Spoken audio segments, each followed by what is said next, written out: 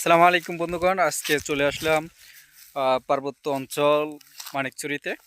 আজকে আপনাদেরকে দেখাবো যে মালটা, আপনারা যে মালটা খাচ্ছেন, আমাদের দেশেও প্রচুর পরিমাণ মালটা চাষ হয়। যেমন এই যে দেখেন, আজকে একটু মালটা গাছ, এই যে এগুলো হচ্ছে যে মালটা গাছ।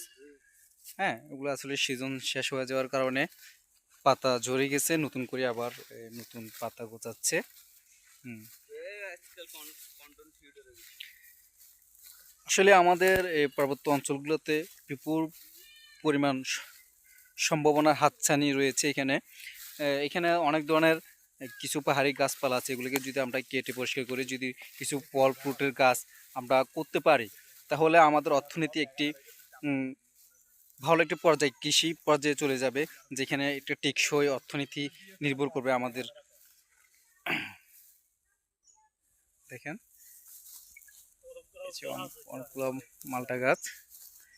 এখানে যারা পাহাড়ে আছে তারা সবসময় ধরেন এই যে মালটা চাষ বলেন, কিংবা হলুদ, আহ, খামার, হ্যাঁ, এই ধরনের উপরে তাদের জীবিকা নির্ভর। ওরা আসলে কিন্তু হ্যাপি। আমরা যারা শহরমুখী আছি তারা সবসময় টেনশনের মধ্যে থাকি, চাকরি, যানজট, আসা যাওয়া, হ্যাঁ, নানান ধরনের একটা প্যারায় নিয়ে সবসময় চলতে হয় আর কি। কিন্তু এখানকার মানুষগুলো খুবই ঠান্ডা মাথায়, নিজের স্বাধীনতা, চাকরি, হ্যাঁ, নিজের ব্যবসা, নিজের কাজ, কৃষি কর্ম সবই ওরা স্বাধীনভাবে করে থাকে।